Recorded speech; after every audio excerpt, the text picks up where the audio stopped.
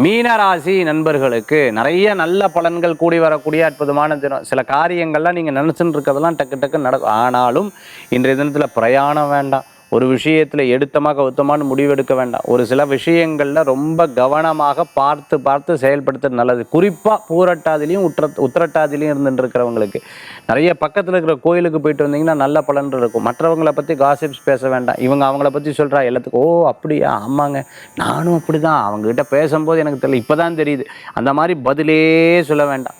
யாரையும் தாக்கியும் யாரை பற்றிய கமெண்ட்ஸும் பேசுகிறதை இன்றைய தினத்தில் தவிர்த்துக்கிறது நல்லது. இரவு நேர பிரயாணம், சாகசங்கள் போன்றது, விளையாட்டுகள் விளையாடுறது, இதெல்லாம் தவிர்த்துக்கிறது நல்லது. இன்றைக்கெல்லாம் ப்ராங்க் அப்படின்னு சொல்லி நிறைய விஷயங்கள் பண்ணுறான். அப்படி பண்ணி மற்றவாளுக்கு அந்த கவலையும் பயமுறுத்தவும் கூடாது. அந்த மாதிரி விஷயங்களை நம்ம எடுத்து செயல்படுத்துவதை தவிர்த்து கொள்வது நல்லது. இன்றைய தினத்தில் நம்ம நிறைய சுவாமி ஜபத்தை ஜபிக்கணும். நிறைய காரியங்கள் நம்ம லைஃப்பில் இதெல்லாம் மாற்றிக்கணும்னு நினச்சோம். அதான் உட்காந்து எழுதணும், நம்மளை சரி பண்ணணும், எக்ஸாமுக்காக படிக்கணும், நிறைய எதிர்காலத்தை பற்றிய சிந்தனைகள் இருக்குது. அதை எடுத்து முயற்சி பண்ணால் நட்பலன்கள் கூடி வரக்கூடியதாக இருக்கும். இன்றைய தினத்தில் மீனராசி நண்பர்கள் வழிபடக்கூடிய தெய்வம் சிவ வழிபாடு மகத்துவமான வழிபாடுங்க. இன்றைய